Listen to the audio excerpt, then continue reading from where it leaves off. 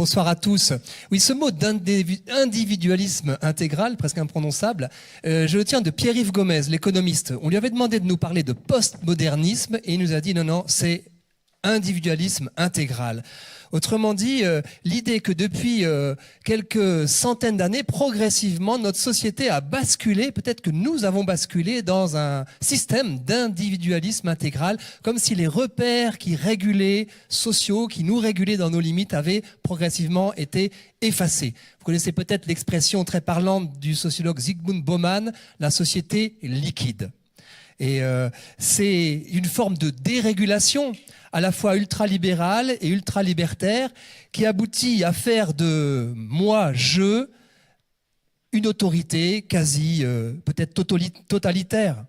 Il est interdit d'interdire, slogan bien sûr qui a son absurdité mais qui a fait florès. Et puis la marchandisation libérale peut-être généralisée bientôt de l'être humain.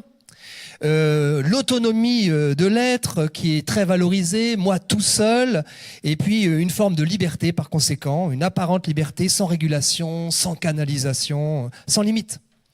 C'est assez schématique, mais première partie, sommes-nous, nous tous, des adeptes de l'individualisme intégral? Et ensuite je verrai jusqu'où l'individualisme intégral vient percuter, peut-être même dissoudre la bioéthique.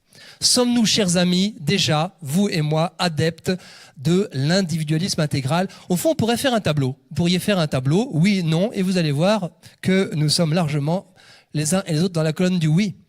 Réfléchissons aux choix que nous posons dans notre métier, dans nos choix de vacances, dans nos choix de loisirs, dans la manière dont nous vivons nos logements, avec ou sans l'impact des voisins du dessus, du dessous ou d'à côté, dans la manière même dont nous vivons notre altruisme, nos engagements. Est-ce que ce n'est pas le règne du moi-je? Je décide au fond tout seul. Il y a quelque chose de cet ordre qui explique peut-être pourquoi il y a un grand quotidien qui a publié un sondage récent sur la bioéthique avec beaucoup de ce que nous appelons, nous, de notre côté, des transgressions et qui nous semble avalisé par un certain nombre de Français, même si les questions ne sont pas forcément posées comme on les aurait posées. Et les commentateurs des sondages disaient « Nous ne sommes plus conditionnés. Nous ne sommes plus conditionnés ni par la religion, ni par nos statuts sociaux, ni par notre sexe, ni par notre âge. Tout devient possible, les limites sont repoussées. » Alors si, évidemment, on colle quelques mentions sur la colonne, je l'ai mise à droite, le nom, bien sûr, d'autres ont une influence consentie sur nous.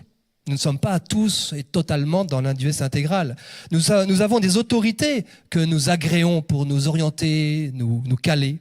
Et peut-être un tout autre aussi, éventuellement, fait résonner à nos yeux, en tout cas un appel qui nous oriente au-delà simplement de notre nombril.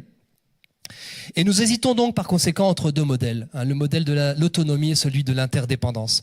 D'un côté, ça serait des électrons libres, nous serions des électrons libres, nous serions errants peut-être et ballottés par nos désirs. De l'autre, nous serions les maillons d'une chaîne.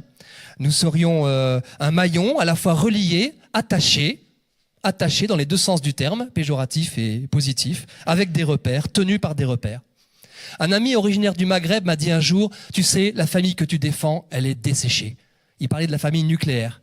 Il disait, si vous n'êtes pas capable de défendre une famille élargie, avec des cousins qu'on ne laisse pas mourir dans la rue de faim, ça serait une honte, eh bien peut-être que c'est déjà très individualiste de défendre une famille nucléaire, isolée, qui décide par elle-même.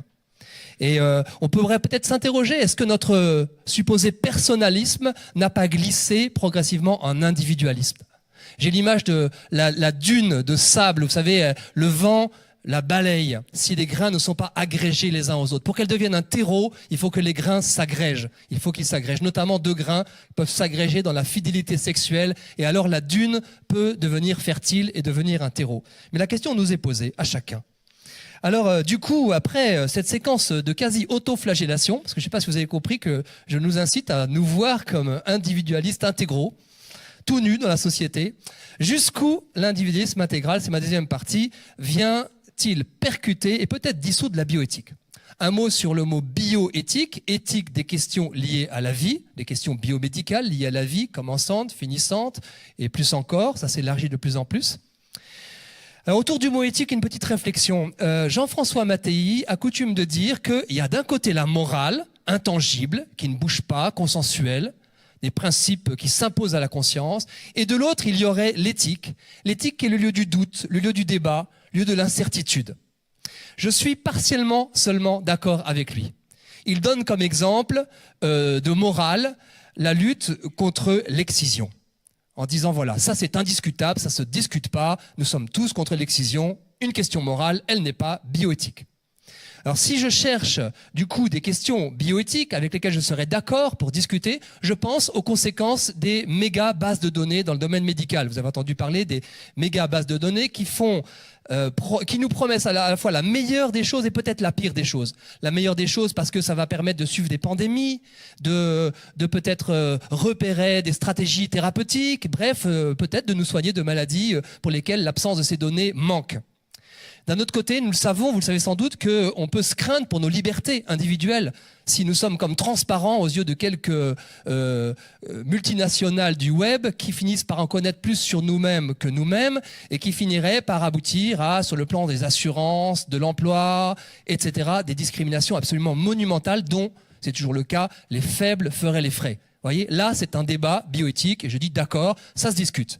Mais sur d'autres sujets, est-ce que discuter du respect de l'embryon humain, même si c'est un sujet qui est en débat dans la loi bioéthique depuis bien longtemps, sur lequel nous nous sommes positionnés à Alliance Vita depuis le tout début, est-ce que véritablement ce n'est pas faire glisser de la question morale, d'une absolue protection vers le relativisme au fond éthique? Est-ce que la bioéthique n'est pas l'art de compliquer certaines choses qui étaient simples pour finalement faire avaliser certaines dérives et faire tomber progressivement digue après digue? La question mérite d'être posée. Nous qui sommes très soucieux du respect du plus fragile, nous nous posons la question de savoir si les lois bioéthiques n'ont pas progressivement cautionné en France ce que nos adversaires dans des débats télévisés reconnaissent désormais comme étant un eugénisme démocratique à la française. Personne ne l'a décidé, mais nous avons beaucoup de mal à accueillir celui qui est porteur d'anomalies. Et c'est sans doute parce que des lois ont légitimé qu'on porte atteinte à ces personnes. Question donc, est-ce qu'on va jusqu'à discuter l'indiscutable? Je voudrais, même si c'est une intervention du début de notre université de la vie 2018, vous l'avez entendu dans la première partie, ne pas être dans le jugement sur les personnes. Et je vais vous proposer, même si ça peut vous choquer, deux exemples qui sont un peu emblématiques, pour lesquels il faut pouvoir comprendre pourquoi on en est arrivé là et en quoi peut-être nous y participons à notre façon. Je pense d'abord aux campagnes qu'ACT UP a revendiquées. Et vous voyez cette image, il y en a plusieurs d'ailleurs du même ordre. Ils ont parfois interrompu un débat avec des pancartes marquées « On est lesbienne, on veut du sperme ». Voilà, il y avait des campagnes comme ça. Et puis il y a cette campagne disant qu'on ne veut pas d'un mec, mais qu'on veut du sperme. Pardon de la violence que peut-être cela représente, mais il faut peut-être comprendre pourquoi on en est arrivé justement là, dans une société sans limite, où au fond, il y a un égotisme qui est assumé et affirmé, comme de manière assez crue. Et puis deuxièmement, je voudrais vous lire un petit extrait d'un livre d'un très grand médecin, le professeur Friedman, à l'origine du premier bébé éprouvette en France. Et Friedman a écrit un livre assez poétique, Lettre à une mère, dans lequel une phrase m'a vraiment retenu mon attention. Je vous la lis. Il s'agit pour lui de détecter un handicap dans un embryon au microscope. Je ressens la même excitation qu'hier, le même besoin toujours de tenir tête au destin, observer un embryon d'un dixième de millimètre prélever une cellule, y repérer une drôle de couleur, l'annonce d'un enfant figé, déformé et souffrant. Ce n'est rien d'autre que lire l'avenir et regarder en face le handicap de celui qui n'est même pas encore né. Faudrait-il laisser courir la maladie incurable qui le fauchera, cette fatalité que je me suis promis de toujours combattre? Pouvoir effacer cette image, c'est comme dire « lève-toi et marche ». C'est aller, c'est vrai, au-delà du champ de la médecine, c'est changer pour lui ses amours, son métier, ses voyages, c'est croire en l'homme et en sa force. Mais je me laisse aller à vous parler de moi, de mon orgueil, de ce qui me préoccupe et qui ne vous concerne pas. Et je pense qu'on peut réfléchir sur cette résonance, chers amis, entre le désir individuel qui va jusqu'au bout et puis le désir très puissant du chercheur, du scientifique qui veut régler les questions et qui avoue, honnêtement, que son orgueil y est pour quelque chose. Alors, comment en est-on arrivé là? Et je vais vous proposer 4 maximes que je pense qu'on devrait pratiquement connaître par cœur, elles mettent pratiquement tous les jours pour analyser ces situations. Parce que nous sommes à la fois dans ces situations et nous sommes à la fois peut-être partiellement capable de juger les autres dans la même situation, c'est presque plus facile. Premièrement, je perçois les choses de la façon dont je suis disposé. C'est de Aristote, Éthique à Nicomaque 2.